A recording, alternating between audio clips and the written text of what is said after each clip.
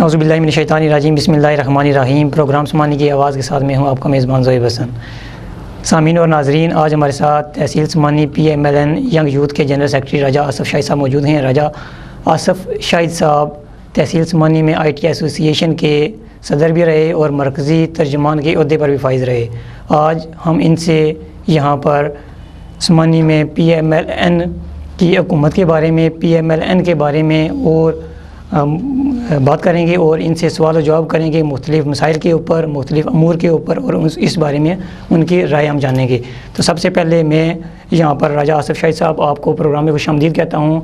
सुनाइए, कैसे मिजाज हैं आपकी, हाल चाल कैसा है आपका? बहुत शुक्रिया ज़ोहेब साहब। मैं सबसे पहले बोलो कश्मीर न्यूज़ की टीम और आपका ख़ुसूसी तौर पे शुक्रिया अदा करता हूँ कि आपने मुझे यहाँ पे मदऊ किया और हल्का समानी के हवाले से गुफ्तगू के हवाले से आपने प्रोग्राम में मुझे यहाँ पे आज दावत दी, तो अल्लाह का शुक्र है।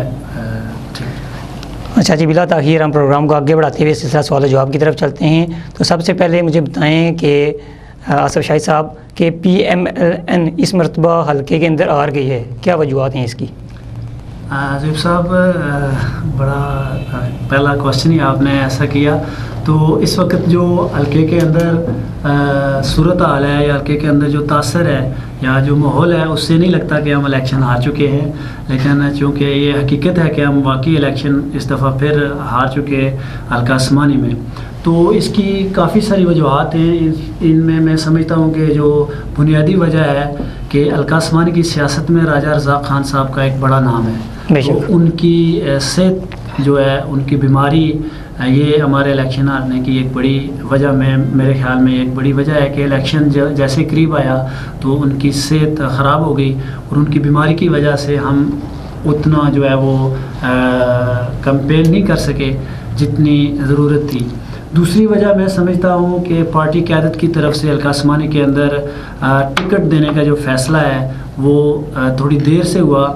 तो चूँकि हमें कैंपेन करने का इतना वक्त नहीं मिल सका, उसके बाद टिकट का फ़ैसला देर से होने की वजह से बहुत से जो कारकुन हैं वो मुख्तलिफ़ ग्रुप्स में तकसीम हो चुके थे, फिर उनको इकट्ठा करने में टाइम लग गया।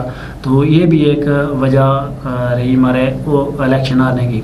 तीसरी वजह मैं समझता हूँ कि हम तवक्को कर रहे थे कि जो तहरीक इंसाफ के कैंडिडेट थे चौधरी रज़ाक साहब, उनका जो वोट बैंक है वो 16-17 हज़ार तक वो जाएंगे और जो कट लगेगा चौधरी अली शान साहब के वोट को, तो वो कट चौधरी रज़ाक साहब लगाएंगे, तो इसका फ़ायदा PMLN को होगा। इस सूरत में हम जो है इलेक्शन वहाँ से विन कर जाएंगे। लेकिन चौधरी रज़ाक साहब जो है वो उतना वोट बैंक नहीं ले सके जितनी हम तवक्को कर रहे थे। तो मैं समझता हूँ कि एक वजह ये भी है इस दफ़ा इलेक्शन हारने के हल्का समानी में। अच्छा, हल्का समानी में आप बेशक इलेक्शन हार गए हैं, लेकिन इसके बावजूद भी मरकज़ में हुकूमत जो है वो PMLN की बन गई है। तो क्या समझते हैं कि हल्का समानी के अंदर इसका क्या फ़ायदा हुआ है? मैं समझता हूँ कि PMLN की गवर्नमेंट बनने से शायद उतना फ़ायदा नहीं हुआ PMLN को जितना कि राजा फ़ारूक हैदर खान साहब का वज़ीर आज़म बनने से हल्का समानी के अंदर PMLN को फ़ायदा हुआ है।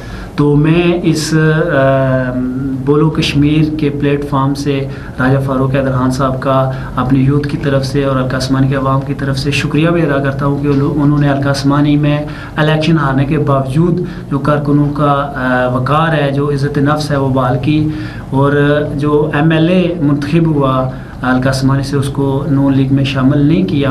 और ये मैं समझता हूँ कि राजा फ़ारूक हैदर खान साहब की ज़ाती दिलचस्पी और समानी से ज़ाती मोहब्बत के नतीजे के तौर पर उन्होंने उनको शामिल नहीं किया और ये हल्का समानी के लोगों पे एक बड़ा एहसान किया उन्होंने, तो जिसकी वजह से हल्का समानी के अंदर PMLN के कारकुनान का वक़ार और इज़्ज़त नफ्स बहाल हुई है। सही है। अच्छा जी, आप हल्का समानी के अंदर हार गए हैं, लेकिन इसके बावजूद भी जो राजा मकसूद साहब हैं इनको MLA के बराबर फंड्स मिल रहे हैं, तो इससे आपकी जो समानी के अंदर जमात किस हद तक मजबूत हुई है और आगे आने वाले इलेक्शन में कितना फ़ायदा पहुंचेगा, इस बारे में रोशनी डालें ज़रा। जी बिल्कुल, राजा फ़ारूक हैदर खान साहब, उनकी गवर्नमेंट ने और बल्कि तमाम जो मेंबरान हैं, वज़रा हैं, उन्होंने हल्का समानी के अंदर ख़ुसूसी दिलचस्पी ली है और हल्का समानी के मसाइल के हवाले से भी ख़ुसूसी तावन किया है राजा मकसूद अहमद खान साहब से और हल्का समानी के अवाम से। तो मैं समझता हूँ कि इससे काफ़ी फ़र्क पड़ेगा हल्के के अंदर जमात को मजबूत होना चाहिए और मकामी हमारी क़यादत को भी इस बारे में सोचना चाहिए कि जिस तरह एमएलए के बराबर फ़ंड्स मिल रहे हैं और फ़ंड्स का इस्तेमाल भी हो रहा है। एक तो बात यह है कि फ़ंड्स मिलना और दूसरी बात यह है कि उनका उस तरह इस्तेमाल होना। तो आप ग्राउंड पे देखें जितने फंड्स मिल रहे हैं हल्का उस्मानी के अंदर वो सब ग्राउंड पे नज़र आ रहे हैं। तो डेफिनेटली इसका फ़ायदा जमात को होगा, जमात इससे मजबूत होगी और आने वाले इलेक्शन में इंशाल्लाह हम इलेक्शन ज़रूर जीतेंगे इंशाल्लाह। अच्छा जी, मुझे ये बताएं कि जो इलेक्शन है इसके अंदर यूथ का क्या किरदार रहा है, या यूथ के हवाले से हुकूमत ने क्या इक़दाम लिए हैं, तो इस बारे में क्या कहना चाहेंगे आप? मैं समझता हूँ कि यूथ जो है वो चाहे इलेक्शन हो, कोई भी कैंपेन हो या कोई भी तहरीक हो, तो यूथ का जो किरदार है वो कलीदी किरदार होता है। तो बिलाशुबा इलेक्शन के अंदर भी यूथ का किरदार बहुत अहम रहा है और आज़ाद कश्मीर में PMLN की गवर्नमेंट बनने में यूथ का कलीदी किरदार रहा है। और जहाँ तक यूथ के हवाले से इक़दाम की बात है तो मैं समझता हूँ कि राजा फ़ारूक हैदर ख़ान साहब और उनकी गवर्नमेंट ने यूथ के हवाले से जो फ़ैसले किए हैं, जो इक़दाम उठाए हैं, वो काबिल सताइश हैं, काबिल तारीफ़ हैं। सबसे पहले देखें NTS का जो फ़ैसला किया गया है, इससे पढ़े लिखे नौजवानों को, चाहे वो किसी भी जमात से तल्लुक़ है उनको इसका फ़ायदा मिला है। बिला तफरीक, बिला उनको आगे आने का मौका मिला है। जो पढ़े लिखे नौजवान हैं, मेरिट बहाल हुआ है। इसके अलावा PSC की जो तश्कील नौ हुई है, उससे भी पढ़े लिखे नौजवानों को आगे आने का मौका मिला है। इसके अलावा यूथ के हवाले से जितने भी हमारे PMLN के ज़िले सदूर थे उनको कोऑर्डिनेटर के तौर पे वज़ीर आज़म राजा फ़ारूक हैदर ख़ान साहब ने एडजस्ट किया है। और अभी आने वाले बलदियाती इलेक्शन के हवाले से भी राजा फ़ारूक हैदर ख़ान साहब ने ये कहा है कि नौजवानों के लिए 25% कोटा जो है उन्होंने मुख्तस किया है। तो ये भी यूथ के लिए मैं समझता हूँ कि खुश आइन बात है। इसके अलावा एक मंसूबा जो है ना ज़ेर गौर है, शायद जल्द ही उसका ऐलान भी हो जाए। यूथ को लोन, बिला सूद लोन जो दिया जा रहा है कारोबार के लिए, कि जो नौजवान तालीम के मैदान में आगे नहीं आ सके तो उनके लिए रोज़गार के मौके फराहम करने के लिए यूथ लोन प्रोग्राम का आगाज़ किया जा रहा है। तो मैं समझता हूँ कि गवर्नमेंट के जो इक़दाम हैं यूथ के हवाले से काबिल सताइश हैं। ठीक। अच्छा जी, जो राजा मकसूद साहब को MLA के फ़ंड्स मिल रहे हैं, तो क्या इन फ़ंड्स का हल्के के अंदर, तहसील समानी के अंदर सही तरह से इस्तेमाल हो रहा है या नहीं हो रहा? तो इस हवाले से क्या कहना चाहेंगे आप? मेरे ख्याल में फ़ंड्स मिलना और उनका इस्तेमाल, देखें जब आप अखबारात में पढ़ते हैं, न्यूज़ चैनल्स पे देखते हैं कि इतने फ़ंड्स रिलीज़ हो गए हैं, सही है, तो वो अगर सिर्फ ख़बरों की हद तक हो कि रिलीज़ हो गए हैं, फ़ंड्स जारी हो गए हैं, फ़ंड्स मिल गए हैं, तो अगर ये बात इस हद तक हो तो फिर तो इसका मतलब कि फ़ंड्स का इस्तेमाल सही नहीं हो रहा। सही है। अगर आप ख़बर पढ़ें, न्यूज़ चैनल्स पे देखें फ़ंड्स रिलीज़ हो गए हैं और उसके चंद दिन बाद आप देखें कि हल्के के अंदर या किसी जगह पे कोई काम हो रहा है, तामीराती ग्राउंड रियलिटीज़ कि कोई पुल बन रहा है, कोई सड़क बन रही है, कोई गली पुख्ता हो रही है, तो इसका मतलब ये होगा कि फ़ंड्स का जो है वो सही इस्तेमाल हो रहा है। तो बिलाशुबा आपने देखा जो गवर्नमेंट्स ने फ़ंड्स दिए हैं पिछले सेशन में हल्का उस्मानी के अंदर, हर जगह पे ये हमारे जो सियासी मुखालफिन हैं वो भी इस बात को तस्लीम करेंगे कि हल्के के अंदर वो फ़ंड्स सही तरीके से ग्राउंड पे इस्तेमाल हुए और नज़र आए हैं। तो मैं समझता हूँ कि जो फ़ंड्स दिए जा रहे हैं या मिल रहे हैं वो सही तौर पर इस्तेमाल भी हो रहे हैं। अच्छा, तो क्या जो मुस्लिम लीग नून की क़यादत के साथ जो अवाम चल रही थी, जो यूथ चल रही थी, क्या वो लोग मुतमईन हैं अपनी इस PMLN की जो क़यादत है इससे? जहाँ तक इस सवाल का ताल्लुक है तो मैं समझता हूँ PMLN हो या कोई भी जमात हो जो बरसर इक़्तिदार होती है, या कोई भी शख्स जिसको अकोमोडेट किया जाता है या जिसके पास मैंडेट होता है, तो वो तमाम लोग जो उसके साथ चल रहे होते हैं उन सब को मुतमिन करना या खुश करना उसके बस की बात नहीं होती। सही है। तो क्योंकि तमाम लोगों की जो तवज्जो है, तमाम लोगों की जो ख्वाहिशात हैं, तमाम लोगों के जो मसाइल हैं, वो ये समझते हैं कि हमारे हल होने चाहिए। लेकिन आप समझते हैं कि वो जो बंदा या जो गवर्नमेंट है वो बरसर इक़्तिदार होती है, तमाम लोगों को खुश नहीं किया जा सकता, ना ही तमाम लोगों के मसाइल हल किए जा सकते हैं। तो इसलिए तमाम लोग मुतमिन तो नहीं है, लेकिन मेरे ख्याल में मुतमिन होने का जो पैमाना है ये नहीं होना चाहिए कि मेरा अगर मसला हल हो गया तो मैं मुतमिन हूँ, अगर मेरा मसला हल नहीं हुआ तो मैं मुतमिन नहीं हूँ। ओवरऑल देखना चाहिए कि जो गवर्नमेंट को मैंडेट मिला है या राय मकसूद साहब के थ्रू जो काम हो रहे हैं वो किस हद तक दुरुस्त हो रहे हैं। और राय मकसूद साहब हों या कोई भी मकामी क़यादत हो, उनको भी चाहिए कि जो लोग उनके साथ चल रहे थे, जो उनके साथ हैं या जो लोग शामिल हो रहे हैं, उनके मसाइल हल करना हर बंदे के, या हर बंदे को भर्ती करवाना या हर बंदे को नलका टूटी या सड़क देना, ये तो मुमकिन नहीं है। लेकिन कम अज़ कम वो जो लोग साथ मुश्किल वक्त में साथ चले उनको एतमाद में ज़रूर रखना चाहिए। उन जो भी फ़ैसला करें उनको लोगों को एतमाद में रखना चाहिए। तो इससे मैं समझता हूँ कि मसाइल पैदा नहीं होते। ठीक। अच्छा राजा असफ शाही साहब, वैसे तो आपकी जो सियासी वाबस्तगी है वो तकरीबन या मेल जोल सब सियासी लीडरों के साथ है, लेकिन मैं कुछ अपने ज़ाती तजर्बे से ऑब्ज़र्व किया है कि आप का थोड़ा सा ज़्यादा लगाव राजा खशनू साहब की तरफ भी है। तो उनकी सियासत के बारे में आप क्या कहना चाहेंगे, वो किस तरह के सियासी लीडर हैं? देखें, लगाव या ताल्लुक़ तो हर किसी का किसी के साथ भी हो सकता है, लेकिन राजा खशनूद अहमद ख़ान साहब बिलाशुबा PMLN के बहुत पुराने मुतहर्रक वर्कर भी रहे हैं और माशाल्लाह अब वो एक अच्छे सियासी लीडर के तौर पे सिलेक्शन में सामने आए हैं। और मैं समझता हूँ, ज़ाती तौर पे मेरी राय है कि राजा खशनूद अहमद ख़ान साहब ने बहुत कम वक्त में हल्के के अंदर, आवाम के अंदर और पार्टी क़यादत के अंदर जो फुटिंग की है, मैं समझता हूँ कि वो काबिल तारीफ़ है। बहुत कम वक्त में उन्होंने अपना जो मकाम है हल्के के अंदर और पार्टी के अंदर बनाया है और वो टिकट के उम्मीदवारों में बराबर की लाइन में आए।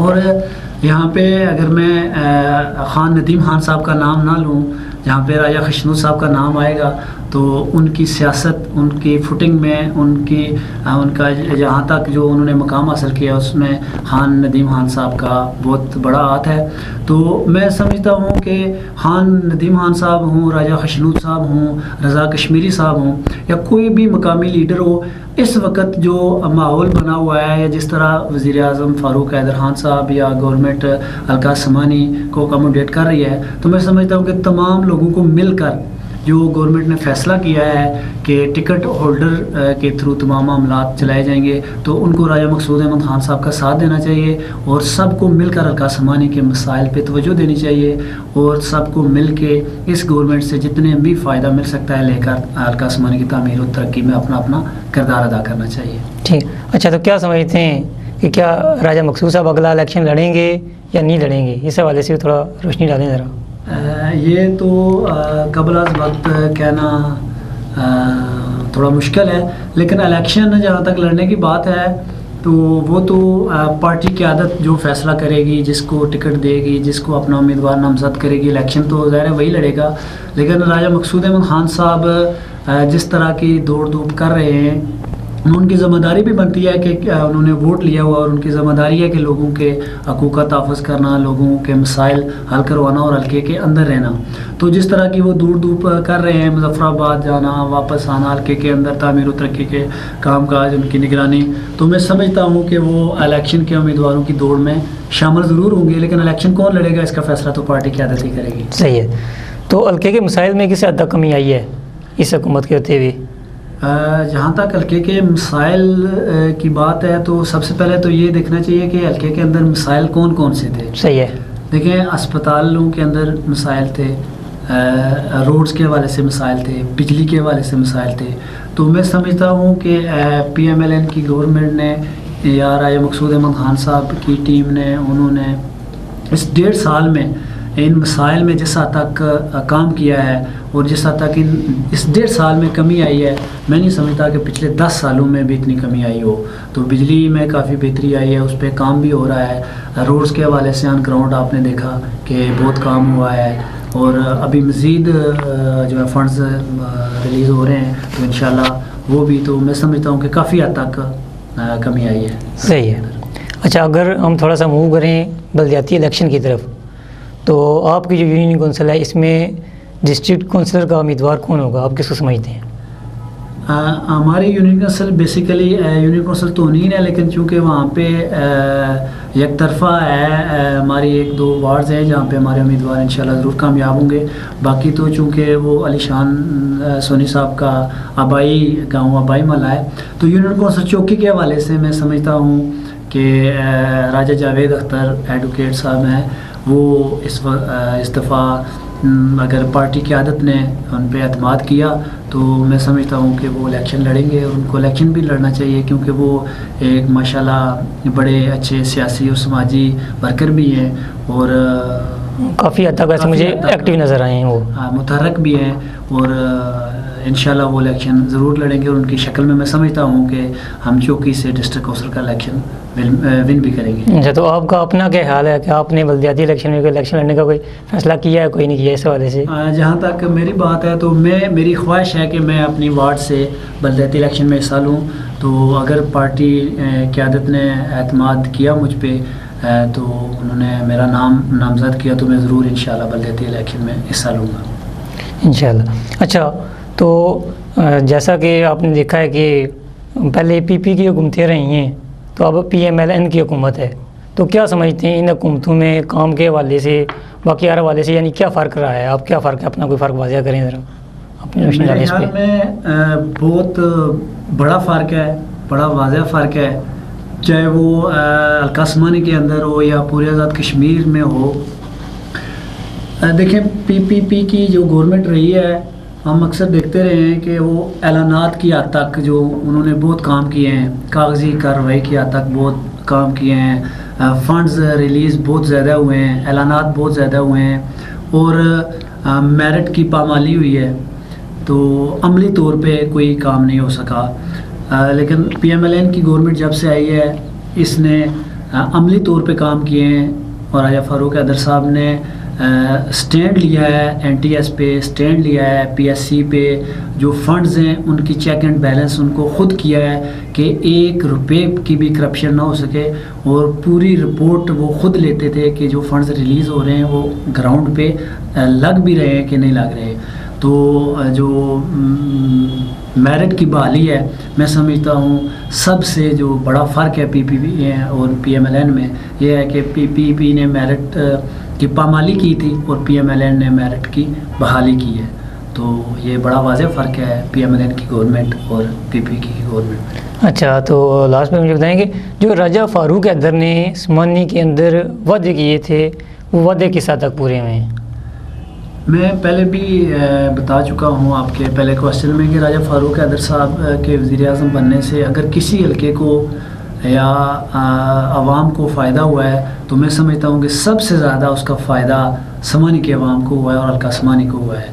तो राजा फ़ारूक हैदर खान साहब ने जो भी वादे हल्का समानी के अवाम से किए हैं, कि मैं समझता हूँ कि उन्होंने उससे बढ़ के हल्का समानी के अवाम से मोहब्बत और शफ़क़त रखी है और अपने वादे पूरे किए हैं। और हल्का उस्मानी से हमारे एक मुतहर्रक यूथ के नौजवान राजा नसीर अख्तर मौजू साहब को भी जो है ना अपने साथ कोऑर्डिनेटर लगाया है, PRO लगाया है। तो मैं समझता हूँ कि ये भी हल्का उस्मानी के अवाम से मोहब्बत का एक इज़हार है कि हल्का डिवीज़न मीरपुर से हल्का उस्मानी से नौजवान को मुंतखब किया गया है। तो मेरे ख्याल में उन्होंने जो वादे हल्का उस्मानी के अवाम से किए थे वो काफ़ी हद तक उन्होंने पूरे किए। सही है। तो अच्छे एक सियासी लीडर की क्या क्वालिटीज़ हैं, क्या खसूसियात हैं, उसके अंदर कौन सी क्वालिटीज़ होनी चाहिए, ये इस पर रोशनी डालें।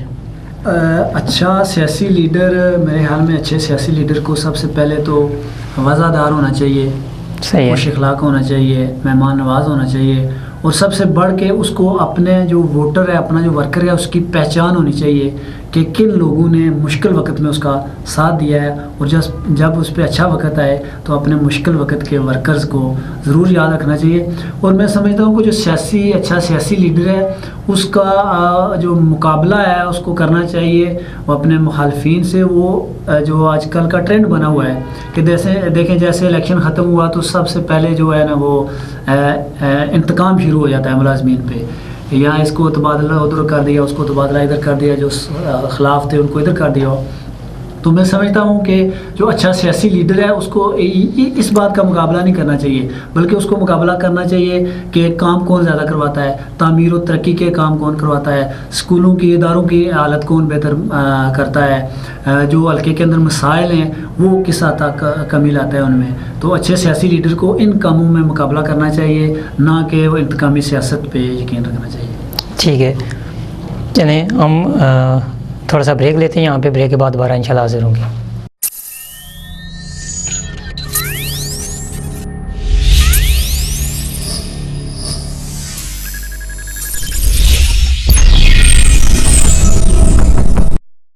वेलकम बैक सामीन और नाजरीन। आज हमारे साथ मौजूद हैं राजा आसफ शाही साहब, जो कि PMLN यूथ के जनरल सेक्रेटरी हैं। तो दोबारा मैं आपको प्रोग्राम में खुशामदीद कहता हूँ। तो सिलसिला सवाल जो आपको दोबारा हम आगे बढ़ाते हुए, राजा आसफ शाही साहब मुझे ये बताएं कि जो अभी हुकूमत ने एक स्टेप लिया है हल्का बंदियों की तकसीम के हवाले से, इन्होंने जो यूनियन कौंसिल बढ़ाई हैं, इस हवाले से किस हद तक हल्के के अंदर फ़ायदा होगा?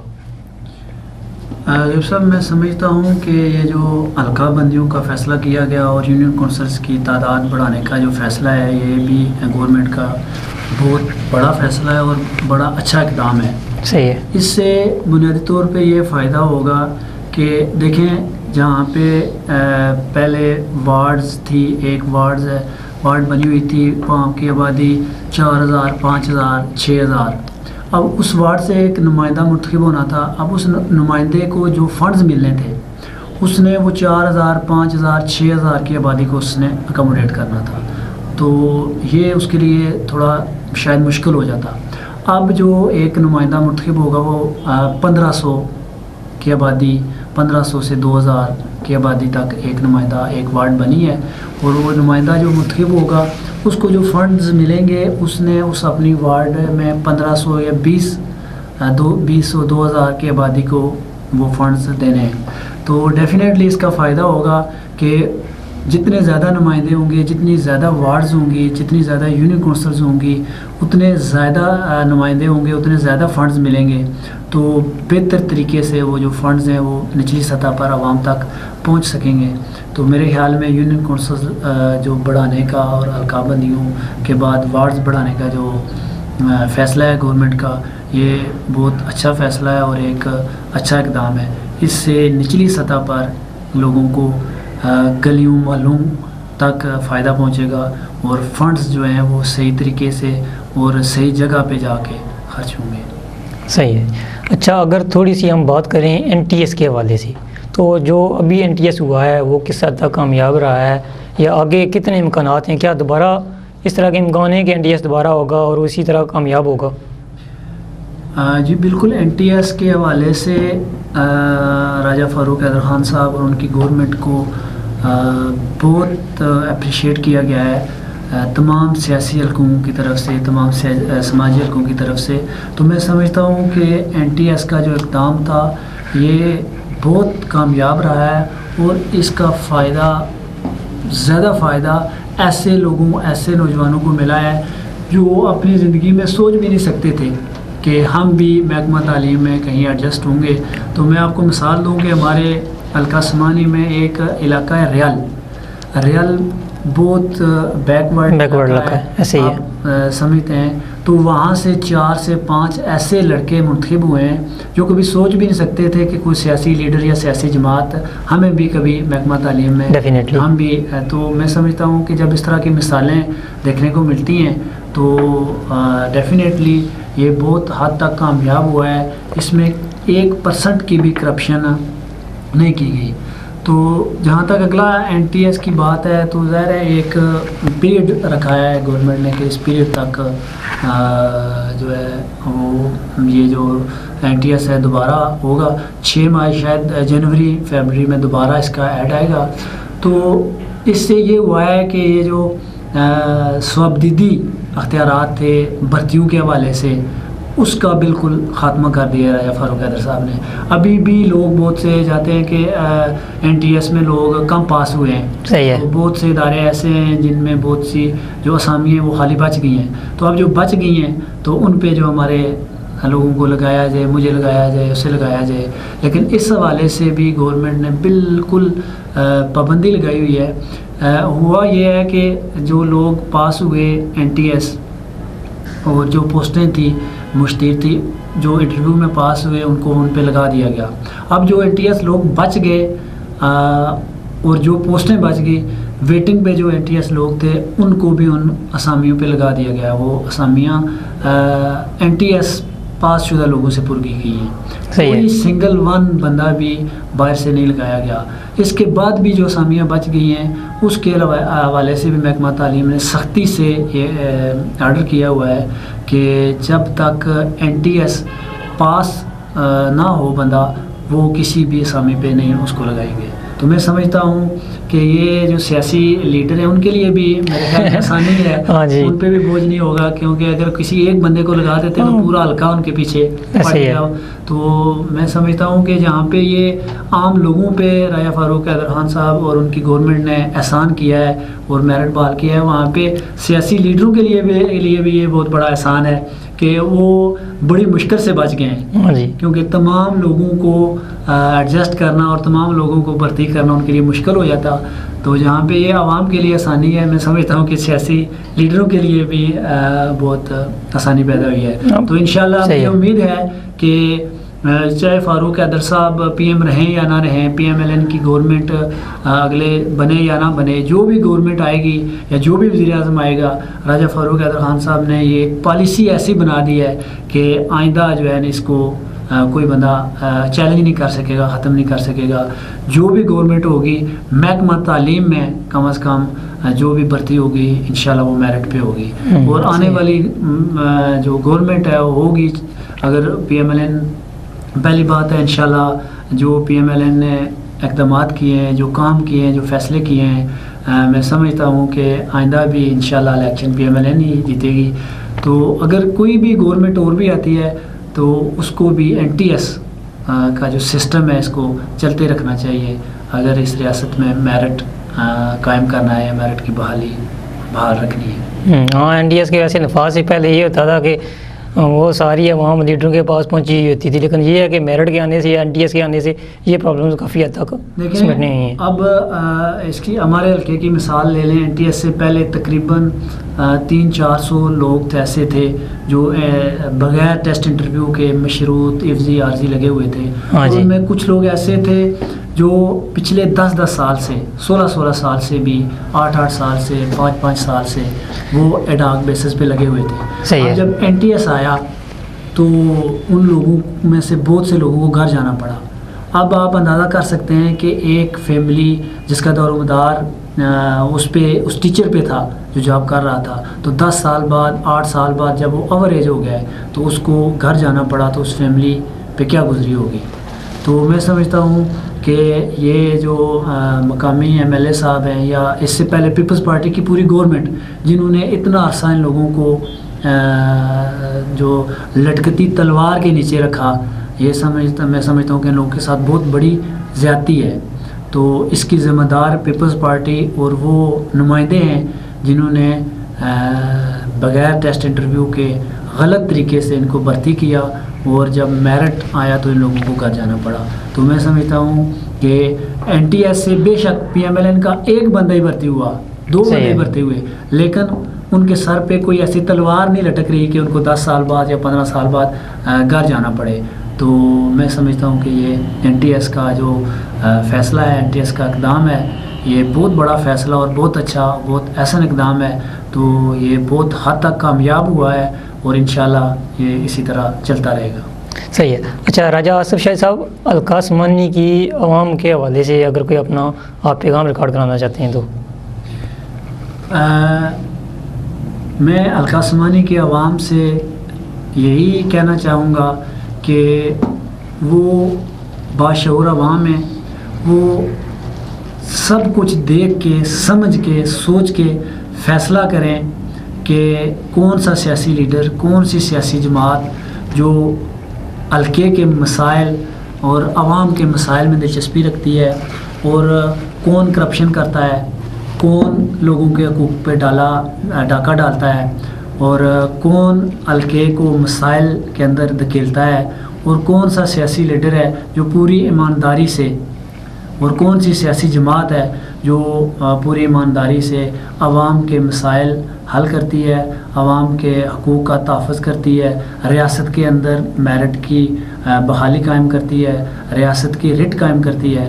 तो समानी के अवाम को मैं ये बताना चाहता हूँ कि वो बरादरीज़म की लानत से बाहर निकलें, बरादरीज़म को भूल के, अपने ज़ाती मफादात को भूल के, अपने ज़ाती पसंद नापसंद को भूल के हल्के के अंदर जो बेहतरी लाते हैं, हल्के के लिए जो बेहतर सियासी लीडर है उसका साथ दें और उसका इंतखाब करें, ताकि आपकी आने वाली नस्लें जो उस सियासी लीडर के फ़ैसलों से, उस सियासी लीडर के इक़दामात से मुस्तफ़ीद हो सकें। जी, तो अब बोलो कश्मीर न्यूज़ चैनल के थ्रू इसकी वसातत से कश्मीर के हवाले से अपना कोई अगर आप प्रोग्राम पैगाम देना चाहें तो।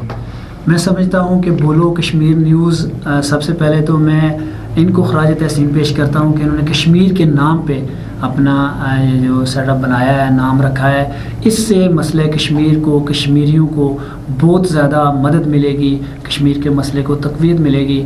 और मैं इनके प्लेटफार्म से, बोलो कश्मीर न्यूज़ के प्लेटफार्म से ये इंडिया को पैगाम देना चाहता हूँ कि इंडिया की जो मकारी है और उन्होंने जो ग़ासबाना कब्ज़ा कर रखा है कश्मीर पे, ये अब सारी दुनिया ये जान चुकी है, ये समझ चुकी है कि उन्होंने कश्मीर पे ग़ासबाना कब्ज़ा किया हुआ है, और अब उनका कब्ज़ा ये ज़्यादा देर तक कायम नहीं रहेगा। इंशाअल्लाह अल्लाह के फ़ज़ल व करम से कश्मीरी पाकिस्तान का हिस्सा हैं, कश्मीर आज़ाद होगा और पाकिस्तान के साथ होगा। और आलमी जो ताकतें हैं, आलमी बरादरी है, मैं उनसे भी इस प्लेटफार्म से गुजारिश करूँगा कि कश्मीर के अंदर जो जुल्म और सितम हो रहा है, जो ज़्यादतियाँ हो रही हैं, जो आबरूएँ ख़राब हो रही हैं, जो कत्ल व गारत हो रहा है, जो शुहदा अपनी जानों का नजराना पेश कर रहे हैं, तो आलमी बरादरी भी जिसमें अपना किरदार अदा करे और कश्मीरी आवाम को उनका हक दिलाएं और अक़वाम मुत्तहिदा की करारदादों के मुताबिक इस मसले का हल करवाएं। बहुत शुक्रिया जी। अच्छा जी, आज हमारे साथ मौजूद थे राजा आसफ़ शाहिद साहब, जो कि जनरल सेक्रेटरी हैं PMLN यंग यूथ तहसील समानी के। तो आखिर में मैं दोबारा आपका शुक्रिया अदा करता हूँ कि आपने अपने कीमती वक्त में से हमें वक्त यहाँ पे दिया।